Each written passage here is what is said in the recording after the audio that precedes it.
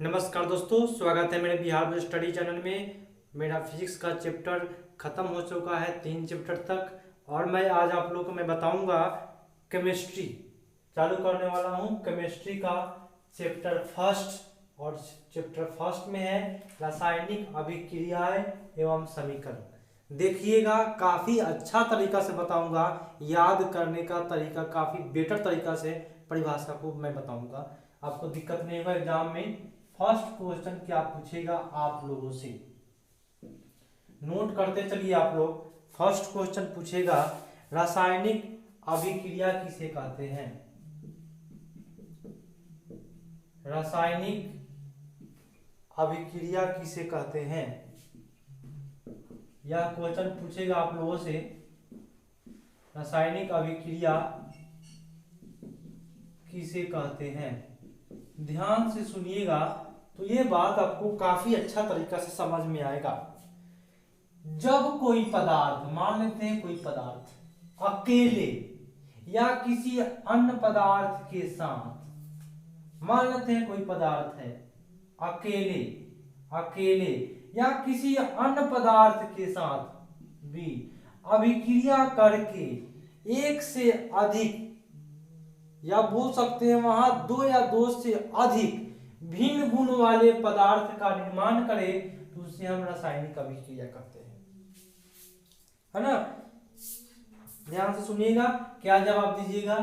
जब कोई पदार्थ अकेले ही या किसी दूसरे पदार्थ के साथ अभिक्रिया करके एक या एक से अधिक भिन्न गुण वाले पदार्थ का निर्माण करे, उसे हम रासायनिक अभिक्रिया कहते हैं, है ना।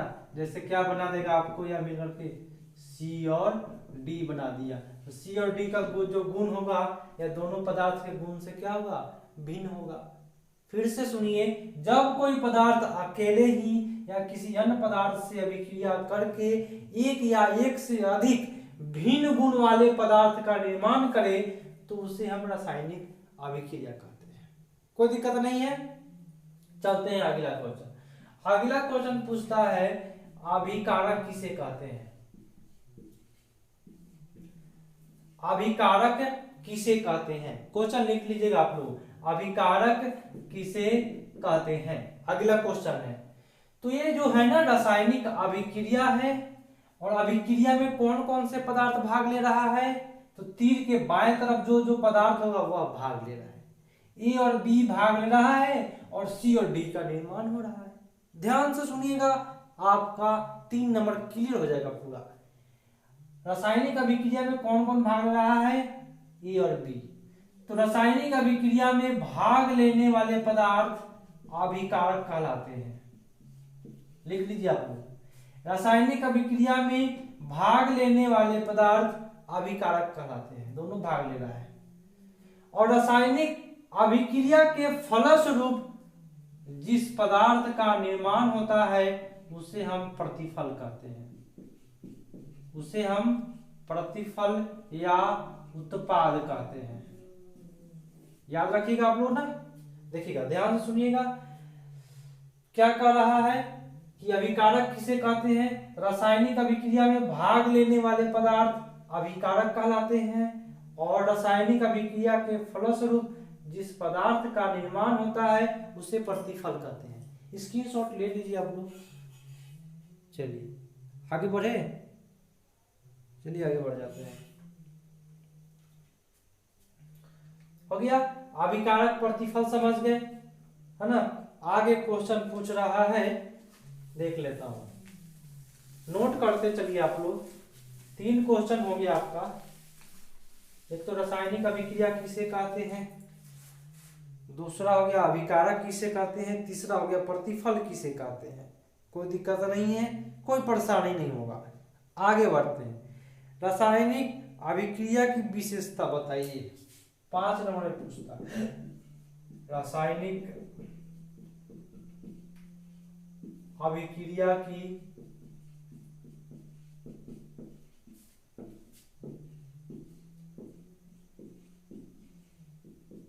विशेषता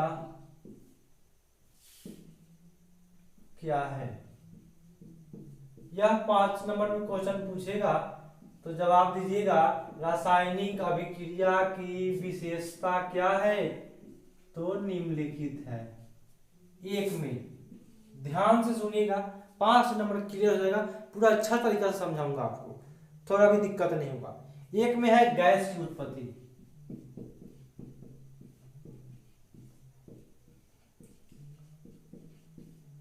गैस की उत्पत्ति। रासायनिक अभिक्रिया की विशेषता क्या है, तो विशेषता निम्नलिखित है। एक में क्या है, तो गैस की उत्पत्ति। तो क्या जवाब दीजिएगा, एक बात हमेशा माइंड में बैठा लीजिए, इस पूरे क्वेश्चन बोलना है कुछ रासायनिक अभिक्रिया के फलस्वरूप, हमेशा बोलना है, प्रत्येक पॉइंट में बोलना है।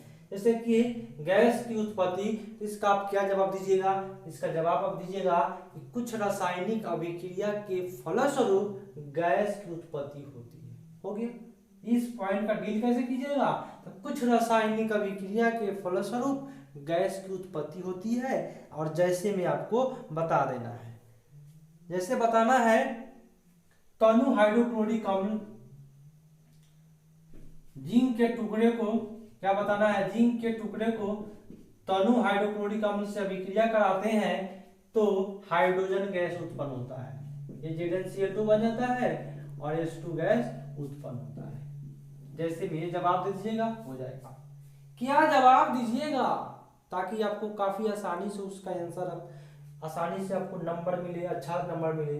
रासायनिक अभिक्रिया की निम्नलिखित विशेषता है, एक में है गैस की उत्पत्ति।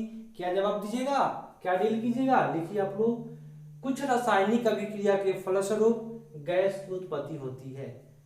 जैसे में क्या लिखिएगा, जिंक के टुकड़ा को, या जिंक का टुकड़ा है ना, जिंक के टुकड़े को तनु हाइड्रोक्लोरिक अम्ल से अभिक्रिया कराते हैं तो हाइड्रोजन गैस की उत्पत्ति होती है। तीर का चिन्ह ऊपर की ओर, मतलब क्या, गैस निकल रहा है अभिक्रिया में। हो गया। दूसरा चलते हैं, अवक्षेप का बनना। दूसरा है अवक्षेप का बनना, अवक्षेप का बनना, बस बोलना है, मैं आपको पहली बार बता रहा हूं, कुछ रासायनिक अभिक्रिया के फलस्वरूप बोलना है। तो क्या है अवक्षेप का बनना के क्या डील कीजिएगा, कुछ रासायनिक अभिक्रिया के फलस्वरूप, नोट कीजिए, कुछ रासायनिक अभिक्रिया के फलस्वरूप अवक्षेप का निर्माण होता है। जैसे सिल्वर क्लोराइड के भी, जैसे क्या जवाब दीजिएगा, जैसे मैं देख लूं, हाँ, सोडियम क्लोराइड के जलीय विलयन में, जवाब क्या देना है, सोडियम क्लोराइड के जलीय विलयन में सिल्वर नाइट्रेट डालते हैं तो क्या होता है, बस यही जवाब देना है। अवक्षेप का बनना, तो निर्माण होता है AgCl का, AgCl का जो पेंदी में जमा हो जाता है, और NaNO3 का निर्माण होता है, NaNO3, बस यही है। स्क्रीनशॉट ले लीजिए आप लोग, ताकि मैं इसको डील कर सकूं अच्छा से, हो जाएगा ना। चलिए, अवक्षेप का बनना में क्या बोलिएगा, कुछ रासायनिक अभिक्रिया के फलस्वरूप अवक्षेप का निर्माण होता है। जैसे सोडियम क्लोराइड के जलीय विलयन में जब सिल्वर नाइट्रेट डालते हैं तो सिल्वर क्लोराइड पेंदी में अवक्षेप के रूप में प्राप्त होता है, बस यही लिखना है। पेंदी में दिखाना है तो तीर का चिन्ह नीचे की ओर, अवक्षेप दिखाना है तो नीचे की ओर। आगे चलते हैं, दूसरा पॉइंट हो गया है ना, चलते हैं तीसरा पॉइंट की ओर। तीसरा पॉइंट क्या है, तीसरा का विशेषता है रंग में परिवर्तन। रंग में परिवर्तन, क्या जवाब दीजिएगा इसका, पहली बार मैं बोला हूं ना, कुछ रासायनिक अभिक्रिया के फलस्वरूप रंग में परिवर्तन होता है। जैसे पोटेशियम परमैंगनेट के बैगनी रंग के विलयन में, देखिए पोटेशियम परमैंगनेट बोलते हैं KMnO4, है ना। पोटेशियम परमैंगनेट के, ये जो पोटेशियम परमैंगनेट होता है वह बैगनी रंग का होता है। कैसा रंग का होता है, बैगनी, है ना, बैगनी रंग का होता है ना, बैगनी रंग का होता है। और जब इसमें नींबू का रस डालिएगा, पोटेशियम परमैंगनेट में कैसा रस डालिएगा, तो नींबू का जब रस डालिएगा इसमें तो आपको क्या हो जाएगा, क्या हो जाएगा भाई, नींबू का रस जब डालिएगा तो ये आपका रंग धीरे धीरे गायब होने लगता है, बैगनी से गायब हो गया, है ना। क्या जवाब दीजिएगा? कुछ रासायनिक अभिक्रिया के फलस्वरूप रंग में परिवर्तन होता है, जैसे पोटेशियम परमैंगनेट के बैगनी रंग में जब नींबू का रस डालते हैं तो वह बैगनी रंग धीरे धीरे गायब होने लगता है। यही लिख देना है, ज्यादा कुछ नहीं। आगे बढ़ते हैं। काफी अच्छा है, रंग में परिवर्तन हो गया। चलिए तीसरा देख लेते हैं, ताप में परिवर्तन। चौथा ना, ताप में परिवर्तन, इसका क्या जवाब दीजिएगा? कुछ रासायनिक अभिक्रिया के फलस्वरूप ताप में परिवर्तन होता है। क्या जवाब दीजिएगा? कुछ रासायनिक अभिक्रिया के फलस्वरूप ताप में परिवर्तन होता है, जैसे कली चूना के ढेरे पर जब जल की बूंद डालते हैं तो पर्याप्त मात्रा में ऊष्मा की उत्पत्ति होती है। आप लोग मार्केट में जाइएगा, चूना खरीदिएगा और उस चूना पर जब 2 बूंद 3 बूंद डालिएगा तो वह चूना से गर्मी निकलता है, ऊष्मा की प्राप्ति होती है। मतलब क्या होता है? ताप में परिवर्तन होता है। जिस समय में आप खरीदे उस समय में वह नॉर्मल स्थिति में था, लेकिन जल की बूंद जो ही डाले वह गर्म होने लगा। मतलब क्या हुआ? ताप में परिवर्तन हुआ। तो क्या जवाब दीजिएगा? कुछ रासायनिक अभिक्रिया के फलस्वरूप ताप में परिवर्तन होता है। उदाहरण के लिए कली चूना के ढेले पर जब जल की बूंदे डालते हैं तो उसके ताप में परिवर्तन होता है। कोई दिक्कत नहीं है, एग्जाम्पल सही से लिखना है, एग्जाम्पल छोड़ना नहीं है। मैं जो बोल रहा हूं उसको आप लोग नोट कर लीजिएगा, छूटेगा वीडियो पीछे करके नोट कर लीजिए। चलिए आगे देखिए, अवस्था में परिवर्तन। और आपका पांचवा है